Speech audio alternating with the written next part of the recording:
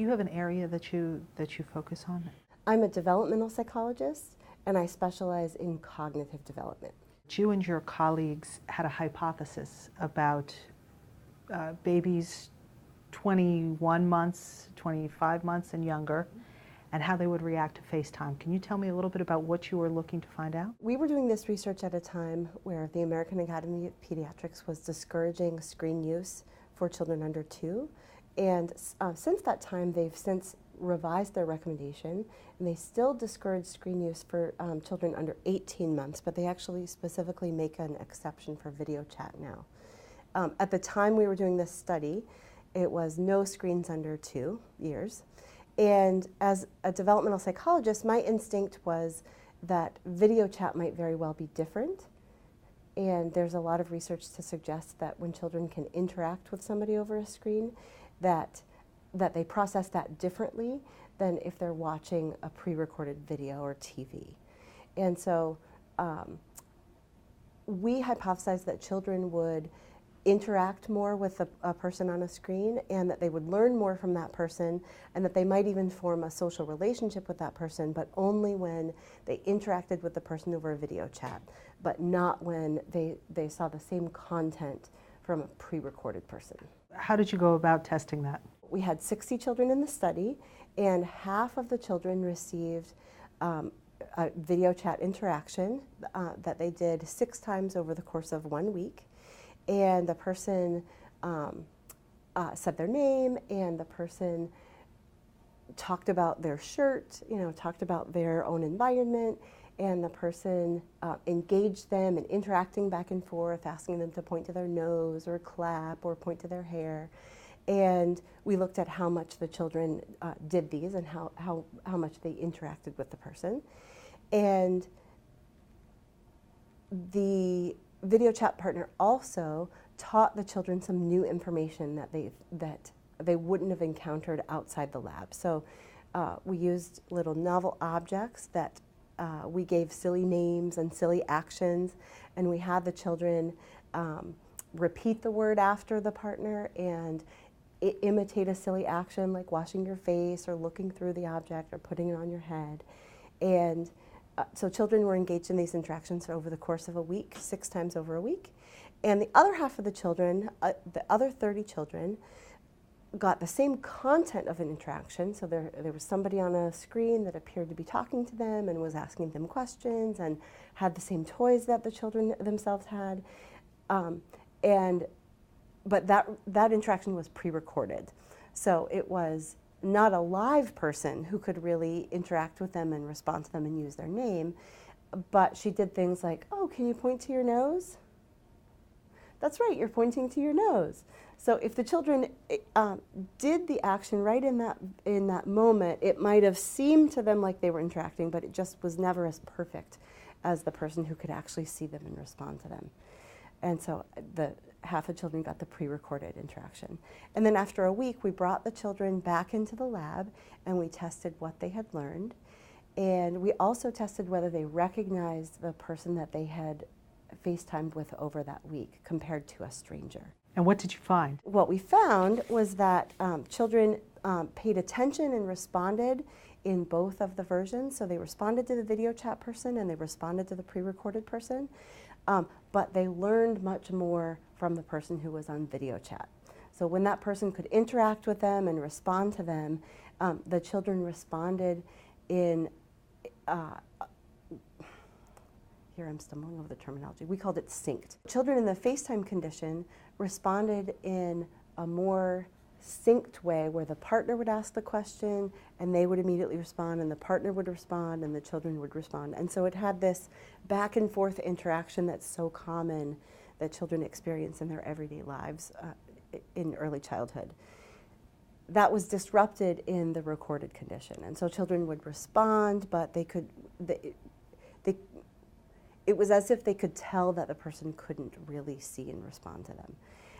And then children also started to recognize the partner that they had video chatted with when she was available in person for the first time around 17 months. And so starting at about 17 or 18 months, they would do things like prefer to play with the person they had video chatted with over the stranger. Children younger than that didn't seem to have a preference.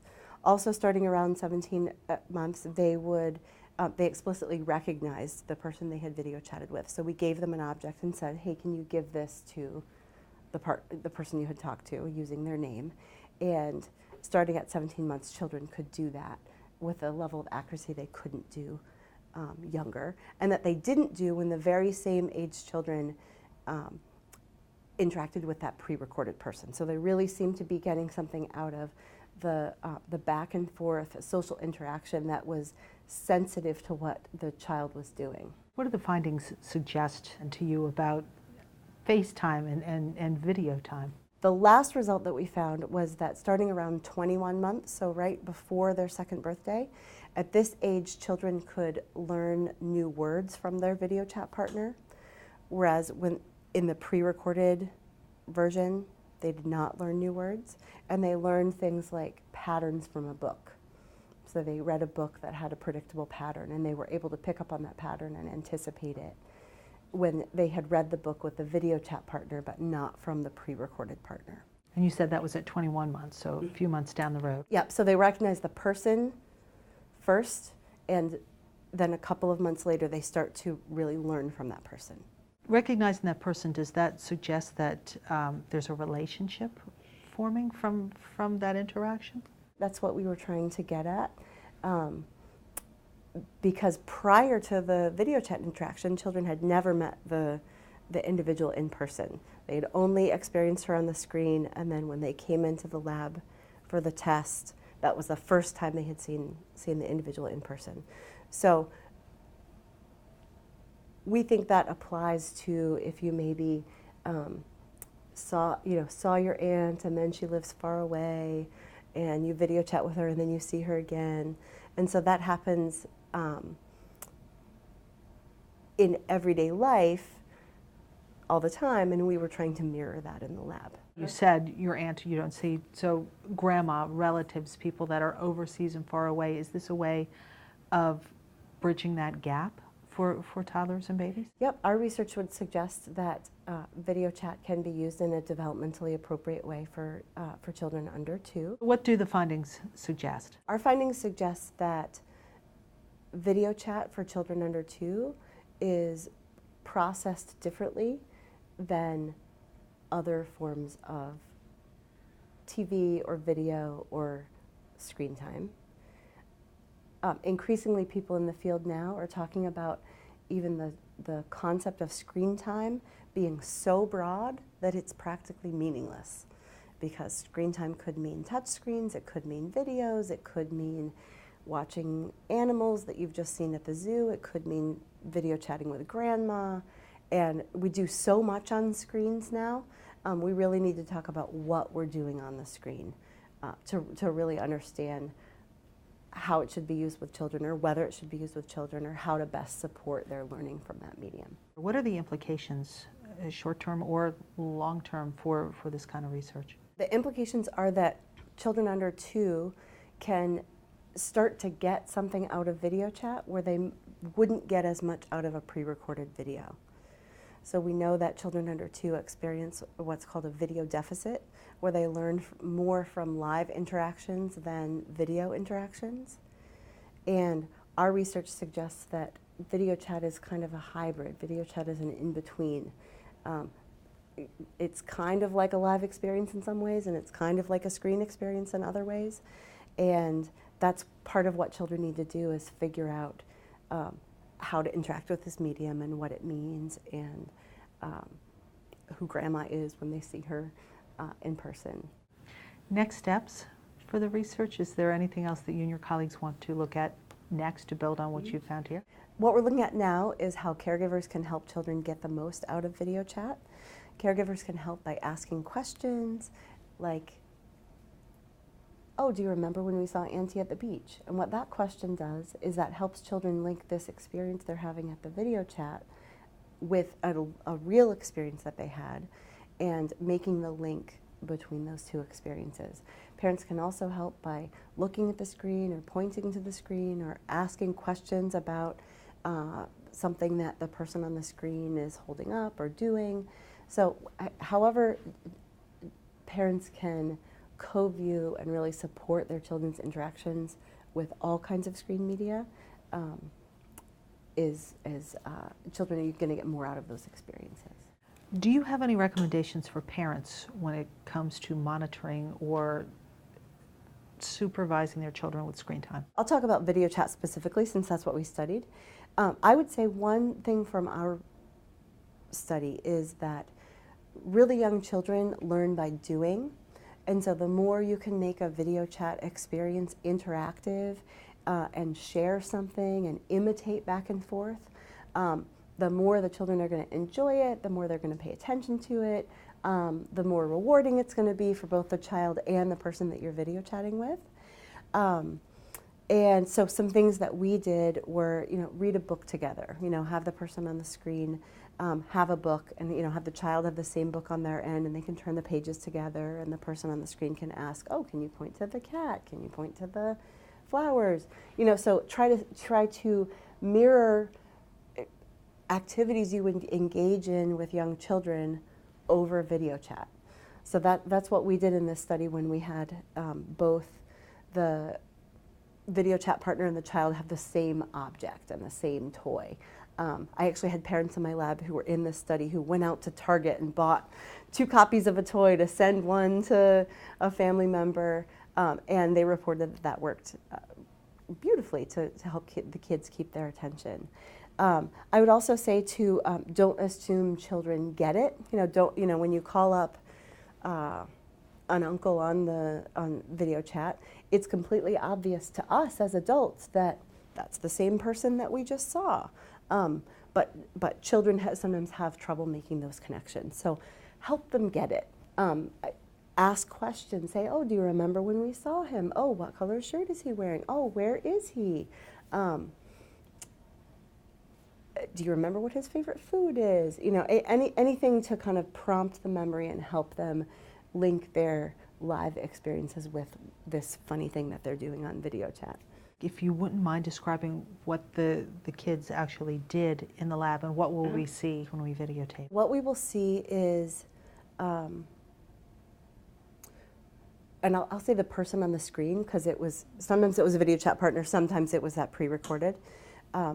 So the person on the screen said hello to children and asked them to wave, and then asked them various questions they could interact with, like, oh, can you point to your shirt? Can you point to your hair? Oh, you're doing such a great job. Can you clap? Where's your nose? Can you point to your nose? And so they were trying to engage the children much as a live real person would. They were just trying to mirror that experience over the screen. And so that's what they did at first. And then the person on the screen brought out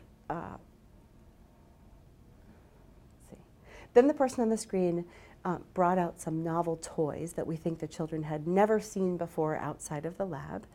And they did things like said, oh, look at this. This is the wug. Mom's going to get your wug. And then the mom provided the child's matching object. And then the partner would do an action with the object and say, look, we wash our face with the wug. Can you wash your face with the wug? And we'd give the child a chance to respond. The person would ask, can you say wug? And wait for the child to say it. And then, like I mentioned, they would read a book together. So they read a book with a predictable pattern where on each page you said, peekaboo, it's baby. And they looked at whether the children, picked up on that pattern and got engaged in the book much as they might with a live person. Is there anything I didn't ask you, Dr. Myers, that you would want people to know? When children watch the pre-recorded videos, they paid attention to these videos, and they even tried to respond to the person, but their responses were out of sync. And so things ended up happening like the partner would say, oh, can you point to your nose? And the child would do it maybe 10 seconds later, and the partner had already moved on. And so as much as we try to mimic interactivity over pre-recorded video, it's never as good as actual live interaction and a person who can really see you and respond to you, and customize their interaction to what you yourself as the child is doing. And that's very similar to how children learn best in everyday life. That's what they rely on is, mom says something and the child says something back, and then mom responds to what the child's just done. And that back and forth pattern of interaction is something that's really crucial for early learning. And that's what video chat preserves. And when we try to,